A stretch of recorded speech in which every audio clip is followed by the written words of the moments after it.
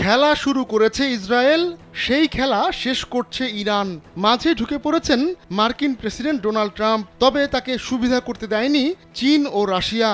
চীনা president Xi Jinping ও রুশ president Vladimir পুতিনের চোখ রাঙানিতে এখন অনেকটাই কোণঠাসা যুক্তরাষ্ট্র। এবার দাবার ছকে আরেক চাল দিলেন পুতিন, আর তাতেই খেলা জমে ক্ষীর। ইরানের দীর্ঘদিনের মিত্র রাশিয়া, সেই রাশিয়ার সঙ্গেই চলতি বছরের শুরুতে ২০ বছরের প্রতিরক্ষা চুক্তি করে ইরান। এবার সেই বন্ধু পড়েছে বিপদে। ইসরায়েলের হামলা আর আমেরিকার হুমকি, এই দুয়ের মাঝে পড়ে তেহরান যখন চিরেচাপটা হবার জোগাড়, ঠিক তখন রাশিয়া জানিয়েছে তেহরানের কিছু হলে বিপদ ঘিরে ধরবে ওয়াশিংটনকেও।